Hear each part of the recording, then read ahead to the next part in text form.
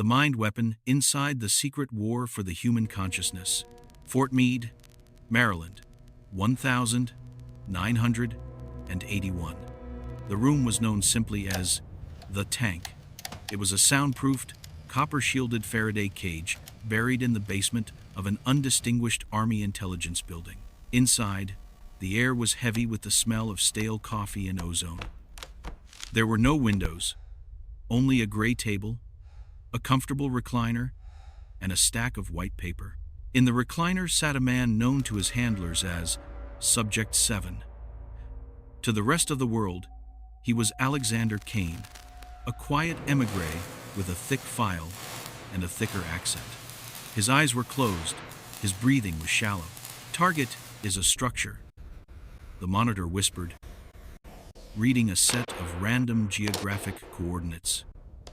Describe the target. Kane didn't move. But in his mind, he wasn't in Maryland. He was soaring over a shipyard in Severodvinsk, watching the welding sparks on the hull of a Typhoon-class submarine.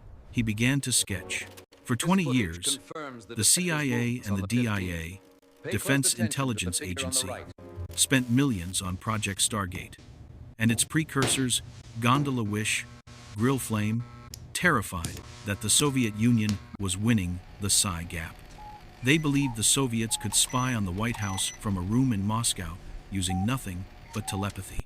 They were right to be afraid, but they were looking in the wrong direction. The threat wasn't in Moscow. He was sitting in the recliner right next to them. This is the classified history of the psychic mole, the Soviet agent, sent not to steal documents, but to hijack the minds of America's most elite paranormal spies. Part I, the defector with the golden brain. In the winter of 1979, a man walked into the U.S. Embassy in Vienna. He claimed to be a researcher from the Institute of Automation and Electrometry in Novosibirsk, the heart of the Soviet psychotronics program. He brought with him grainy films of telekinesis experiments and a terrifying claim. The KGB had developed a technique to kill a man with a thought. His name was Alexei Volkov, later anglicized to Alexander Kane. He asked for asylum. In exchange, he offered to teach the Americans the protocol. The timing was perfect.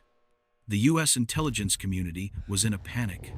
Intelligence reports suggested the Red Army was training battalions of combat psychics. When the CIA tested Volkov, the results were impossible to ignore.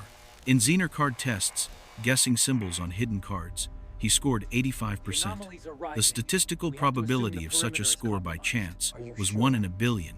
He was fast-tracked. By 1980, he was embedded in the secret unit at Fort Meade. He was different from our guys, recalled Major D, a former Stargate project manager, in a memoir self-published in 2005. Our viewers, Ingo, Pat, Joe, they were artists, intuitives. They felt the target, Kane. Kane dissected it. He was a machine.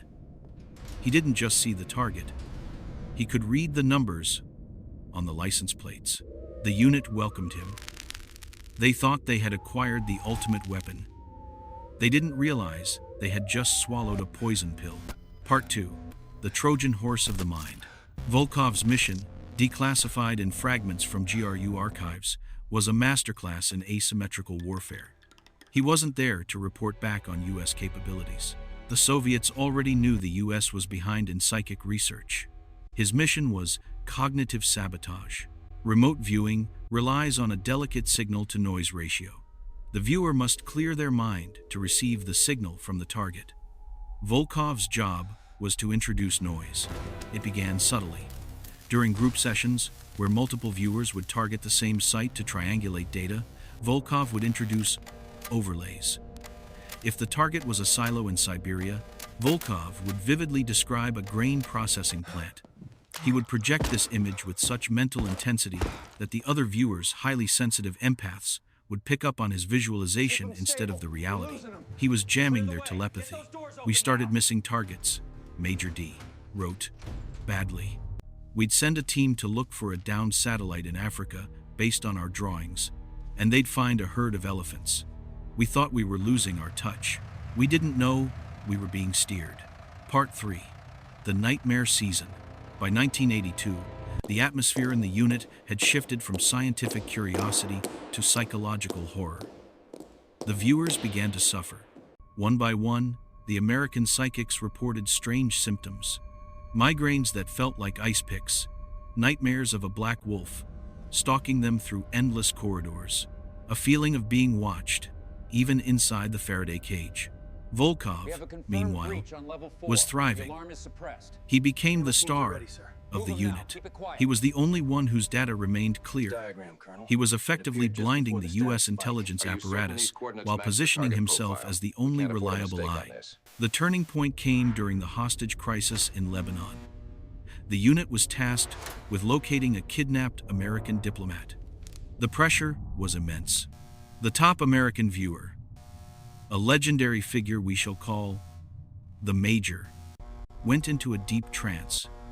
He found the building.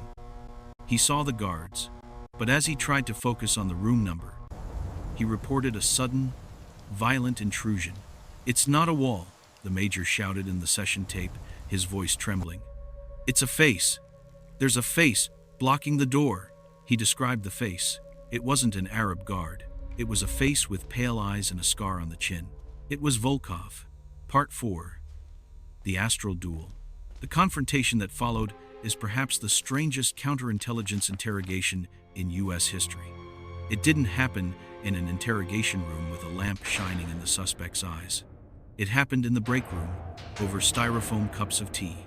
The Major confronted Volkov. He didn't accuse him of being a spy. He accused him of psychic trespassing. "You are projecting," the Major reportedly said. "You aren't viewing. You are broadcasting." Volkov smiled. According to witnesses, the temperature in the room seemed to drop 10 degrees. "The mind is a radio, Major," Volkov replied. "Some listen. Some speak. You Americans, you only know how to listen." That night, the unit experienced what can only be described as a mass hysteria event. The electronics in the lab went haywire. The random number generators machines used to test psychokinesis began spitting out sequences of pure zeros. The Major collapsed in his quarters, bleeding from the nose. He claimed later that he had engaged Volkov in a mental construct, a battle of wills where Volkov tried to shatter his sanity. Whether this was actual psychic warfare or a collective psychotic break induced by stress and paranoia is a matter for skeptics to debate. But the physical result was undeniable. The unit was broken. Part V. The Vanishing. The next morning, military police arrived to arrest Alexander Kane Volkov. The Major had convinced the base commander that Volkov was a saboteur, citing the consistent overlays that matched Soviet disinformation campaigns. But the room was empty. Volkov hadn't run in the night. There was no car missing. The gate guards had seen no one leave. He had simply ceased to be there. His quarters were undisturbed, except for one item. On his desk, arranged neatly, was a deck of Zener cards. They were all face up. Every single card was the star. Epilogue. The ghost in the static. The psychic mole was never found. Some say he was extracted by a Spetsnaz team waiting in the woods. Others, the more esoteric believers, think he dematerialized, a final, impossible feat to prove Soviet superiority. The reality is likely more mundane. He was a brilliant con man and a master of psychological manipulation who slipped away when his cover blew. But the damage was done. Project Stargate never fully recovered its confidence. The noise, introduced by Volkov, led to a tightening of protocols, a distrust of the gifted eccentrics, and eventually, the slow decline of the program until its declassification and closure in 1995. The CIA concluded that remote viewing was unreliable. They never officially admitted why it had suddenly become so unreliable in the early 80 seconds. Somewhere in the archives of the Kremlin, there is likely a file on Asset 9, the soldier who fought a war without a gun, infiltrating the most secure fortress in America by walking through the open door of the human mind.